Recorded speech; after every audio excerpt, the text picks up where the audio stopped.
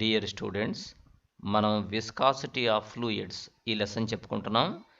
ఈ లెసన్లో ఆల్రెడీ మనం 6 పార్ట్స్ చెప్పేశాం. ఇప్పుడు మనం పార్ట్ 7 చెప్పుకోబోతున్నాం.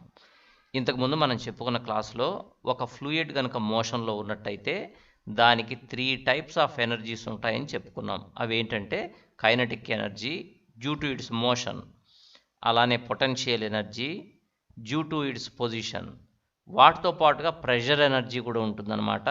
కాబట్టి ఒక ఫ్లూయిడ్ కనుక మోషన్లో ఉన్నట్టయితే దానికి 3 రకాలైన ఎనర్జీస్ ఉంటాయి. టోటల్ ఎనర్జీ ఎంత అన్నప్పుడు sum of kinetic energy, potential energy and pressure energy, 3 ఎనర్జీస్ని సమ్ చేస్తే కానీ మనకు టోటల్ ఎనర్జీ రాదనమాట. నెక్స్ట్ ఇంకా kinetic energy per unit mass అంటే ½ v², అలానే potential energy per unit mass GH, అలానే నెక్స్ట్ ప్రెషర్ ఎనర్జీని కూడా నేర్చుకొని pressure energy per unit mass P/ρ. ఈ 3 గుర్తుపెట్టుకోండి. ఏంటది? Kinetic energy per unit mass ½ v², అంటే కైనటిక్ ఎనర్జీని మాస్తో డివైడ్ చేశాను అంతే నేను. అలానే potential energy per unit mass అంటే పొటెన్షియల్ ఎనర్జీని కూడా మాస్తో డివైడ్ చేశా, అప్పుడు GH వచ్చింది. అలానే pressure energy per unit mass P/ρ అనమాట. సరే, ఇవన్నీ కూడా మనకి అవసరం అవుతాయి. ఇప్పుడు మనం బెర్నౌలీస్ థియరమ్ను డిరైవ్ చేయబోతున్నాం అనమాట. ఈరోజు మన కాన్సెప్ట్ అదేను. బెర్నౌలీస్ థియరం అంటే ఏరోప్లేన్ ఏ ప్రిన్సిపల్ మీద అయితే పనిచేస్తుందో అదే బెర్నౌలీస్ థియరం అనమాట. Bernoulli's theorem is a consequence of law of conservation of energy in the case of fluid in motion. ఒక ఫ్లూయిడ్ మోషన్లో ఉన్నప్పుడు దానికి సంబంధించి law of conservation of energy యొక్క మరో రూపమే Bernoulli's theorem.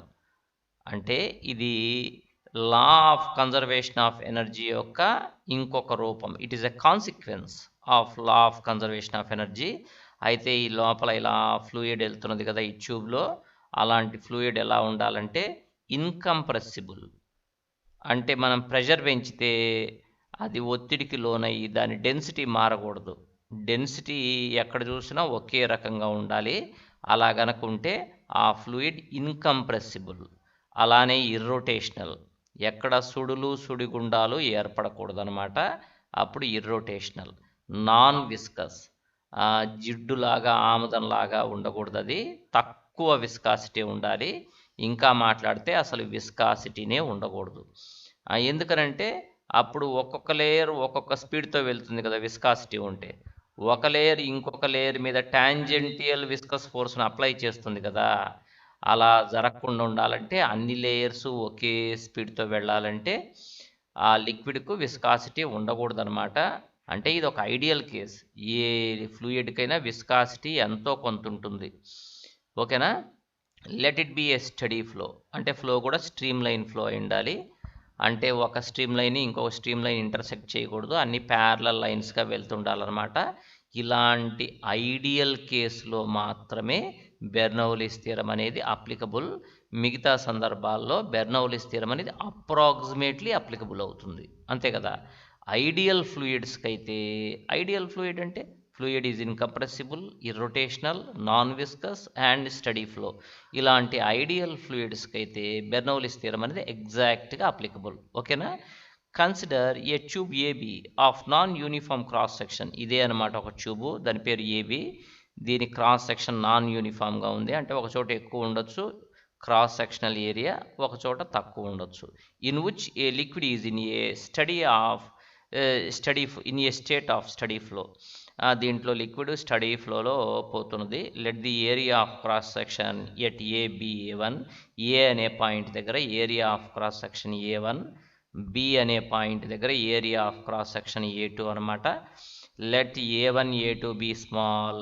Let the velocity at AB V1 and at BB V2. ఇక్కడేమో velocity V1, ఇక్కడేమో liquid velocity V2. As the areas are small, ఈ ఏరియాస్ చాలా తక్కువ, పెద్ద ఏరియాస్ కాదు ఇవి, ఒక చిన్న ట్యూబే ఇది. కాబట్టి A1 A2లు అనేవి స్మాల్ ఏరియాస్ అనమాట. అందువల్ల ఈ క్రాస్ సెక్షన్లో ఎక్కడ చూసినా కూడా ఫ్లూయిడ్ వెలాసిటీ V1, ఈ క్రాస్ సెక్షన్లో ఎక్కడ చూసినా కూడా ఫ్లూయిడ్ వెలాసిటీ v2నే ఉంటుందన్నమాట. అండ్ ఏ అనే పాయింట్ హారిజాంటల్ లెవెల్ నుంచి అంటే గ్రౌండ్ నుంచి h1 హైట్లో ఉంది. బి అనే పాయింట్ అదే గ్రౌండ్ నుంచి h2 హైట్లో ఉందన్నమాట. సో ఇప్పుడు ఏ దగ్గర area of cross section a1, B దగ్గర a2, ఏ దగ్గర హైట్ h1, బి దగ్గర హైట్ h2, ఏ దగ్గర ఫ్లూయిడ్ వెలాసిటీ v1, బి దగ్గర ఫ్లూయిడ్ వెలాసిటీ v2. ఫ్లూయిడ్ అనేది ఇలా ఏ నుంచి బికి ఫ్లో అవుతున్నది అనమాట. ఎందుకనంటే వెనక నుంచి ప్రెషర్ అప్లై అవుతుంది కదా, అందువల్ల లోపలికి ఫ్లూయిడ్ ఎంటర్ అవుతుంది. ఆ ప్రెషర్ వల్లనే ఇటు నుంచి ఎజెక్ట్ అవుతూ ఉన్నదన్నమాట ఫ్లూయిడ్. నెక్స్ట్ ఇప్పుడు mass of the liquid entering the tube at A in dt time. అంటే లోపలికి ఎంటర్ అయ్యే మాస్ కావాలి. ఇక్కడ నుంచి ఇట్లా లిక్విడ్ ఎంటర్ అవుతుంది కదా, ఎంత mass of the fluid enter అవుతున్నది వన్ సైడ్ లేకపోతే dt టైంలో అంటే మాస్ ఆఫ్ ది ఫ్లూయిడ్ కావాలంటే volume into density. Mass of the fluid కావాలంటే వాల్యూమ్ ఇంటూ డెన్సిటీ. అప్పుడు వాల్యూమ్ అంటే ఇదంతా మీకు డీటెయిల్డ్గా నేను వేసి వివరిస్తా. సో ఇక్కడ చూడండి, మాస్ ఆఫ్ ది ఫ్లూయిడ్ ఆ లోపలికి ఎంటర్ అయ్యే ఫ్లూయిడ్ యొక్క మాస్ అనమాట. అంటే మాస్ అంటే డెన్సిటీ ఇంటూ వాల్యూమ్, అంటే డెన్సిటీ ఇంటూ వాల్యూమ్ అంటే ఏరియా ఇంటూ డిస్టెన్స్. అప్పుడు rho into area into distance అని ఉంది కదా ఇక్కడ, దాన్ని distance by time into time అని రాశాను. టైం క్యాన్సిల్ అయిపోతుంది కాబట్టి నో ప్రాబ్లం. అంటే rho A, distance by time అంటే వెలాసిటీ కదా, వెలాసిటీ, టైం అంటే D T, small interval of time అనుకోండి. So mass of the fluid లోపలికి ఎంటర్ అయ్యే మాస్ ఆఫ్ ది ఫ్లూయిడ్ అనమాట. ఇప్పుడు ఇక్కడ ఇలా ఉంది కదా ట్యూబు, ఆ లోపలికి ఎంటర్ అయ్యే మాస్ ఆఫ్ ది ఫ్లూయిడ్ ఎంత టైంలో, డిటి టైంలో ఎంత అన్నప్పుడు ఇలా చెప్పాలి, రో ఏవి డిటి అని. సో అదే ఇక్కడ మనం వేస్తున్న స్టెప్ అనమాట. లోపలికి ఎంటర్ అయ్యే మాస్ ఆఫ్ ది ఫ్లూయిడ్ ఎంత అంటే ρ1 a1 v1 dt. అలానే బి దగ్గర అంటే రెండో ఎండ్, ఇప్పుడు నేను చెప్పింది ఏ దగ్గర కదా, బి దగ్గర బయటకు వచ్చే మాస్ ఎంత, ρ2 a2 v2 dtనే కదా, ρ2 a2 v2 dt అనమాట. మీకు తెలుసు కదా ఈక్వేషన్ ఆఫ్ కంటిన్యూటీ నుంచి ఏం తెలుసు మనకి, ఎంత మాస్ ఆఫ్ ది ఫ్లూయిడ్ లోపలికి ఎంటర్ అవుతుందో dt టైంలో అంతే మాస్ ఆఫ్ ది ఫ్లూయిడ్ ఇలా బి నుంచి బయటికి ఎజెక్ట్ అవుతుందన్నమాట dt టైంలో. ఎందుకంటే ఆ మాస్ అనేది పెరగటానికి తగ్గటానికి వీల్లేదు కదా. సో ఎంత మాస్ ఆఫ్ ది ఫ్లూయిడ్ లోపలికి ఎంటర్ అవుతుందో ఏ నుంచి, అంతే mass of the fluid B నుంచి బయటికి ఎజెక్ట్ కావాల్సిందే dt టైంలో. So a1 v1 ρ1 dt is equal to a2 v2 ρ2 dt is equal some dm, దాన్ని dm అనుకుందాం, మాస్ ఆఫ్ ది ఫ్లూయిడ్. ఓకేనా, ఇది మనకు అవసరమైన ఈక్వేషన్ అనమాట. దీనికి మనం నెంబర్ కూడా ఇచ్చుకోవచ్చు. ఈక్వేషన్ నెంబర్ 1 అని పేరు పెడదాం దీనికి, ఈక్వేషన్ నెంబర్ 1. ఓకే, ఇప్పుడు ఇక్కడ చూడండి, ఏ దగ్గర ఫ్లూయిడ్ లోపలికి ఎంటర్ అవుతున్నది, బి దగ్గర ఫ్లూయిడ్ బయటికి ఎమర్జ్ అవుతున్నది. ఇక్కడ ఏ దగ్గర ఫ్లూయిడ్ మీద వర్క్ జరిగింది. ఎలా చెప్పగలమంటే వెనకున్న ఫ్లూయిడ్ ఈ ముందున్న ఫ్లూయిడ్ని నెట్టిందనమాట లోపలికి. అంటే ఏ దగ్గర ఫ్లూయిడ్ మీదనే వర్క్ జరిగింది.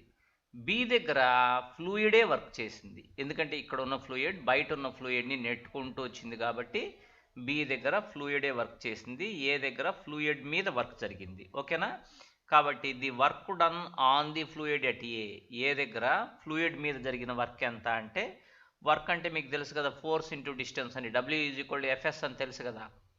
ఫోర్స్కు బదులు ఏం రాయొచ్చు, ప్రెషర్ ఇంటూ ఏరియా అని రాయొచ్చు. అందుకని అలానే రాసాం. అది మీకు డౌట్ ఉంటే ఇక్కడ చూడండి. ప్రెషర్ అంటే ఏంటి, ఫోర్స్ బై ఏరియా కదా, మరి అలాంటప్పుడు ఫోర్స్కు బదులు ఏం రాయొచ్చు, ప్రెషర్ ఇంటూ ఏరియా అని రాయొచ్చు. కాబట్టి ఇక్కడ రాసేసాం ప్రెషర్ ఇంటూ ఏరియా అని.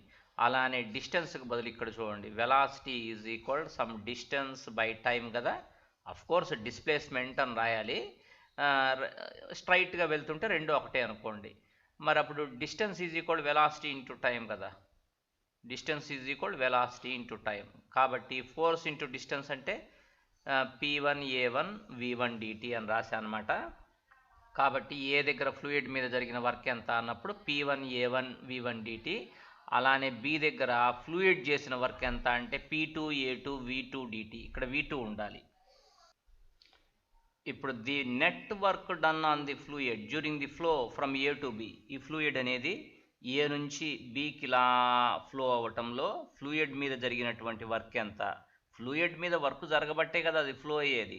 దాని మీద ఏ వర్క్ జరగకపోతే అసలు ఎందుకు ఫ్లో అవుతుంది? అది ఏ నుంచి బి వరకు ఇలా మూవ్ అవ్వటంలో ఫ్లూయిడ్ మీద జరిగిన వర్క్ ఎంత అన్నప్పుడు ఇక్కడ ఫస్ట్ ఫ్లూయిడ్ మీద జరిగిన వర్క్ ఎంత P1A1 V1 dt. ఇక్కడ ఫ్లూయిడ్ చేసిన వర్క్ P2A2 V2 dt. కాబట్టి ఫ్లూయిడ్ మీద జరిగిన వర్క్ ఎంత అన్నప్పుడు దీన్ని మైనస్ పెట్టాలి.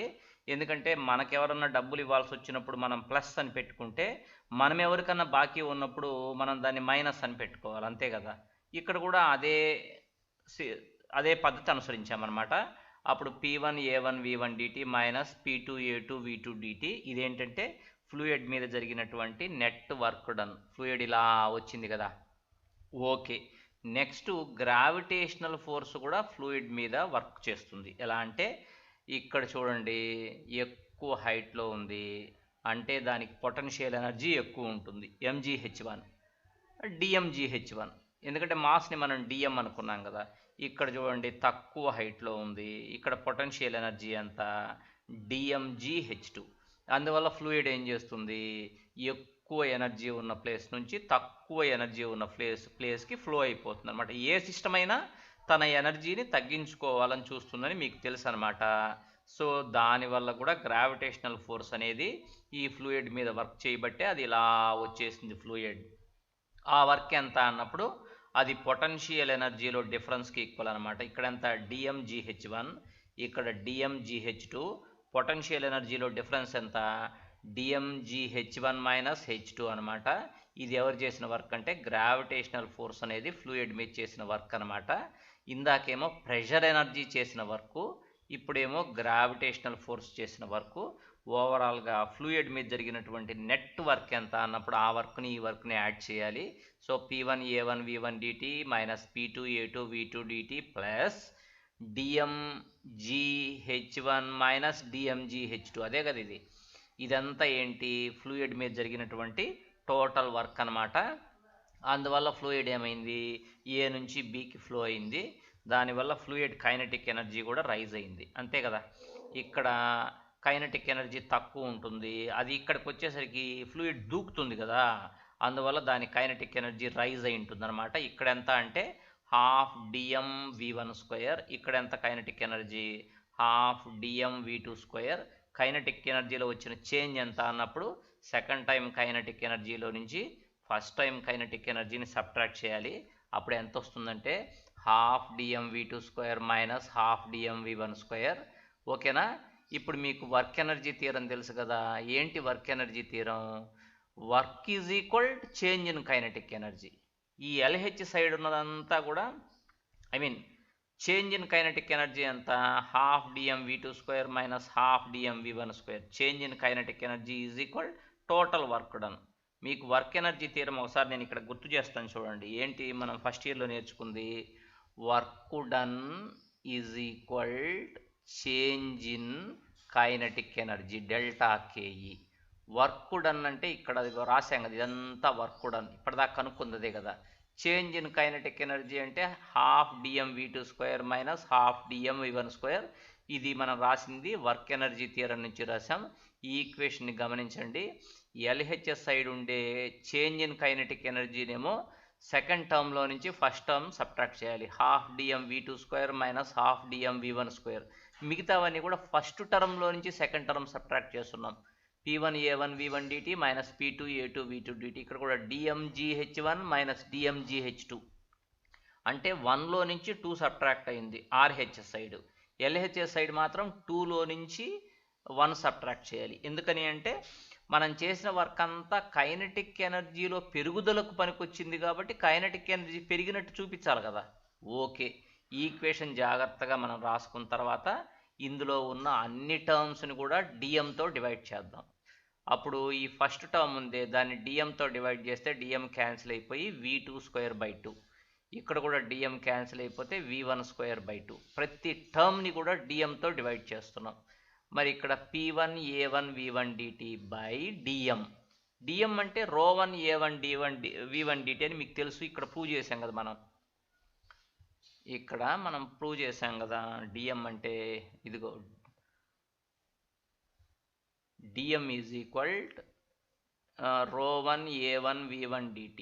అలానే D M is equal ρ2 a2 v2 dt అని ఈక్వేషన్ నెంబర్ 1 అని కూడా పెట్టుకున్నాం కదా. సో ఇప్పుడు నేనేం చేస్తున్నానంటే ఈ మొత్తం p1 a1 v1 dt by DM. DM అంటే ρ1 a1 v1 dt minus p2 a2 v2 dt by DM అంటే ρ2 a2 v2 dt ప్లస్ ఇక్కడ డిఎంని డిఎంతో డివైడ్ చేస్తే డిఎం క్యాన్సిల్ అయిపోతుంది, ఇలా వచ్చేస్తుంది అనమాట. So v2²/2 minus v1²/2 is equal p1/ρ1 minus ఇక్కడ ఇవన్నీ క్యాన్సిలేగా ఇంకా p2/ρ2 ఇవన్నీ క్యాన్సిలే ప్లస్ gh1 మైనస్ gh2 అనమాట. తర్వాత 1లన్నీ LHS సైడ్కి, 2లన్నీ RHS సైడ్కి. అప్పుడు p1/ρ1 ఇక్కడ ఉంది కదా p1/ρ1 అది అలానే. తర్వాత ఈ మైనస్ v1²/2ని RHS సైడ్కి తీసుకెళ్ళండి. v1²/2 ఆ gh1 అక్కడే ఉంచండి ఈజ్ ఈక్వల్ ఇదేంది p2/ρ2. ఈ మైనస్ p2/ρ2ని ఇటు తీసుకురండి ప్లస్ v2²/2. ఈ v2²/2ని ఇక్కడే ఉంచండి. మైనస్ gh2ని ఇటు తెస్తే ప్లస్ అనమాట. అంటే నేను ఏం చేయలేదు, 1లన్నీ ఒక సైడ్కు 2లన్నీ ఒక సైడ్కు తెచ్చా అనమాట. మీరు కూడా పేపర్ మీద వేసుకుంటే మీకు ఇదే వస్తుంది. లేకపోతే దీన్ని సింపుల్గా ఎలా రాయొచ్చు, ఇప్పుడు బాయిల్స్లో తెలుసు కదా p1 v1 is equal p2 v2. లేకపోతే ఇందాక ఈక్వేషన్ ఆఫ్ కంటిన్యూటీ చెప్పాను కదా నేను ఇంతకుముందు క్లాస్లో a1 v1 is equal to a2 v2 అని. అలా వస్తే av ఈజ్ ఈక్వల్ కాన్స్టెంట్ అని రాయొచ్చు కదా. మరి అదే లా ప్రకారం ఇక్కడ కూడా చూడండి p1/ρ1 plus v1²/2 plus gh1 is equal p2/ρ2 plus v2²/2 plus gh2 అని వచ్చిందంటే దాన్ని సింపుల్గా ఎలా రాయొచ్చు in general p/ρ plus v²/2 plus gh is equal constant అని రాయొచ్చు కదా. p/ρ అంటే నేను ముందే చెప్పాను కదా pressure energy per unit mass అని. v²/2 అంటే kinetic energy per unit mass అని చెప్పాను కదా. ఇదేంటిది potential energy per unit mass. అంటే the sum of pressure energy, kinetic energy and potential energy per unit mass is constant. దేనికి, ఒక fluid flow అయ్యేటప్పుడు, అంతేనా. ఇదే బెర్నౌలీస్ థియరం. సో ఇప్పుడు మనం బెర్నౌలీస్ థియరం స్టేట్మెంట్ చెప్పొచ్చు కదా. ఎలా చెప్తా, ది సమ్ ఆఫ్ ఇక్కడ చూడండి pressure energy, kinetic energy and potential energy. Potential energy ఉందా ఇక్కడ లేదా,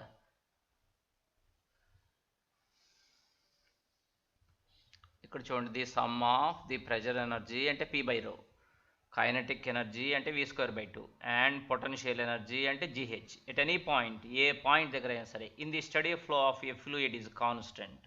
అంటే ఇక్కడ మనం గమనించుకుందాం, అంటే ఒక ఫ్లూయిడ్ ఇలా ఫ్లో అవుతున్నది కదా, నీ ఇష్టం వచ్చిన పాయింట్ తీసుకో, అక్కడ 3 ఎనర్జీస్ని సమ్ చేయి.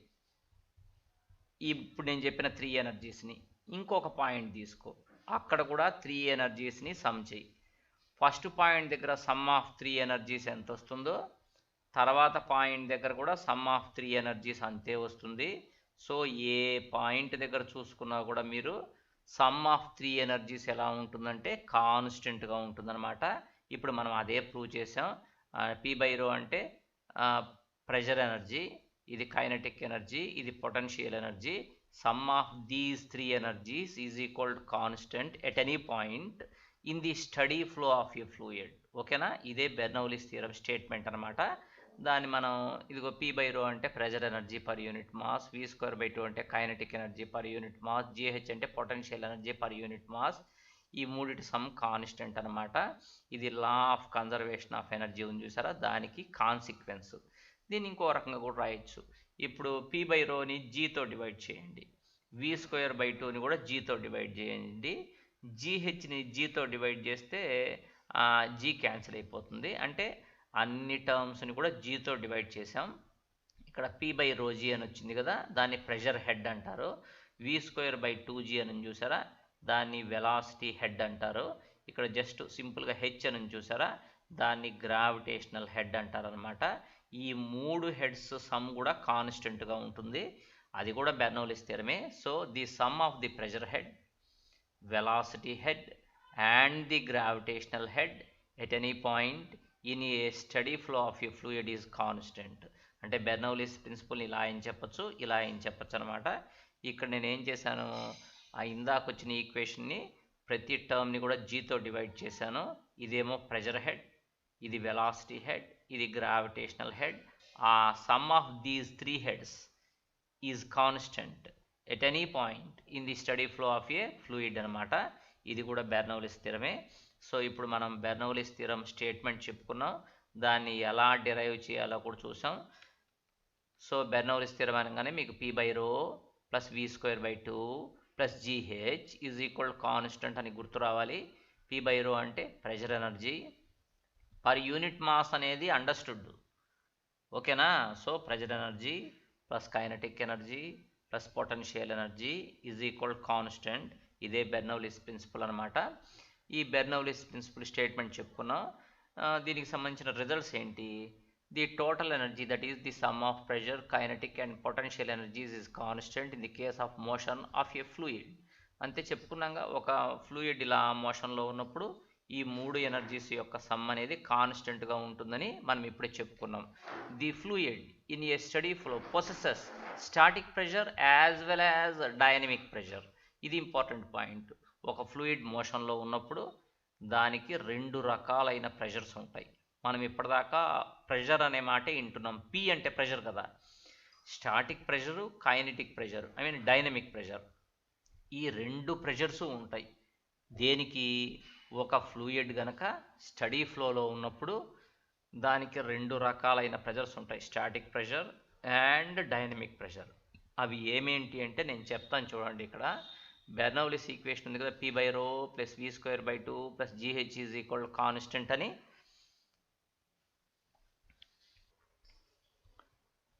p/ρ plus v²/2 plus gh is equal constant కదా. ఇప్పుడు మనం ప్రతి టర్మ్ని కూడా రోతో మల్టిప్లై చేద్దాం. ఈ p/ρని రోతో మల్టిప్లై చేస్తే రో క్యాన్సిల్ అయిపోయి p మిగులుతుంది, ప్లస్ v²/2ని రోతో మల్టిప్లై చేస్తే రో v²/2, అట్లనే gHని రోతో మల్టిప్లై చేస్తే రో gh ఈజ్ ఈక్వల్ కాన్స్టెంట్. ఇక్కడ p ప్లస్ రో gh చూసారా, p ప్లస్ రో gh, దాన్నేమో స్టాటిక్ ప్రెషర్ అంటారు. అలానే రో v²/2 చూసారా, దాన్ని ఏమంటారంటే dynamic pressure. So static pressure అంటే p ప్లస్ రో gh, డైనమిక్ ప్రెషర్ అంటే హాఫ్ రో v². ఓకేనా. ఈ రెండిటికి డైమెన్షన్స్ ఒకటే, ప్రెషర్కి ఏవైతే డైమెన్షన్స్ ఉంటాయో వీటికి కూడా అవే ఉంటాయి. సో స్టాటిక్ ప్రెషర్ అంటే ఏంటి, p ప్లస్ రో gh. డైనమిక్ ప్రెషర్ అంటే ఏంటి, హాఫ్ రో v². సో ఒక ఫ్లూయిడ్ కనుక ఫ్లో అవుతూ ఉంటే దానికి 2 రకాలైన ప్రెషర్స్ ఉంటాయని నేర్చుకున్నాం అనమాట. ఇది పాయింట్ నెంబర్ 2. పాయింట్ నెంబర్ 3 కూడా చాలా important. The pressure is less at a point where the velocity of flow is more. ఈ ఎనర్జీస్ మూడిటి యొక్క సమ్ కాన్స్టెంట్ కదా. ఎక్కడైనా ఒక చోట ప్రెషర్ కనుక లెస్గా ఉంటే, అంటే బాగా తక్కువగా ఉంటే, అక్కడ వెలాసిటీ ఎక్కువ ఉంటుంది. ఎందుకంటే బ్యాలెన్స్ చేయాలి కదా. మన దగ్గర 1,00,000 రూపాయలు ఉన్నాయి, ఫర్ ఎగ్జాంపుల్ 1,00,000 రూపాయల్లో 75,000 క్యాష్ ఉందనుకోండి, సమ్ 25,000 గోల్డ్ ఉంటుంది. అంటే మొత్తం ఎంత అయింది, 1,00,000 అయింది. మన దగ్గర ఉండే అమౌంట్ కాన్స్టెంట్ కదా. లేదా అలా కాదు, మన దగ్గర 50,000 క్యాష్ ఉంది, అలాంటప్పుడు 50,000 గోల్డ్ ఉంటుంది. ఎలా చెప్పగలుగుతున్నానంటే టోటల్ అమౌంట్ 1,00,000 కదా, ఒకటి తగ్గినప్పుడు ఇంకొకటి పెరగాలి, అంతే కదా. మరి అదే ప్రకారంగా ఎక్కడైనా ప్రెషర్ కనుక లెస్గా ఉంటే డెఫినెట్గా అక్కడ వెలాసిటీ మోర్ ఎక్కువ ఉంటుందన్నమాట. అది మనం గమనించాల్సిన ఇంపార్టెంట్ పాయింట్. నెక్స్ట్ క్లాస్లో మనకు అవసరం అవుతుంది ఆ పాయింట్.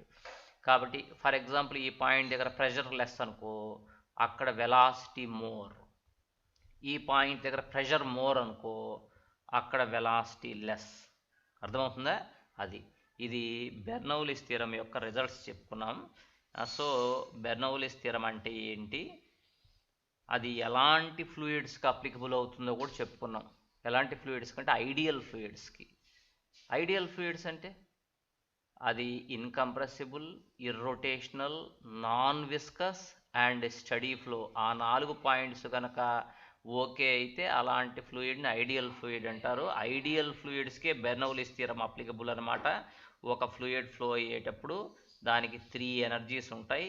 ఆ 3 ఎనర్జీస్ యొక్క సమ్ ఏ పాయింట్ దగ్గర చూసుకున్నా కాన్స్టెంట్గా ఉంటుందో అదే బెర్నౌలీస్ థియరం. ఒక ఎనర్జీ ఎక్కువ ఉంటే డెఫినెట్గా రెండో ఎనర్జీ తక్కువ ఉంటుంది అనమాట ఒక పాయింట్ దగ్గర. ఓకేనా. ఈ బెర్నౌలీస్ థియరం అప్లికేషన్స్ అంటే ఏరోప్లేన్ ఎలా పనిచేస్తుంది అవే కదా అప్లికేషన్స్. అవన్నీ కూడా నేను నెక్స్ట్ క్లాస్లో మీకు చెప్తా ఈ అప్లికేషన్స్. Okay right.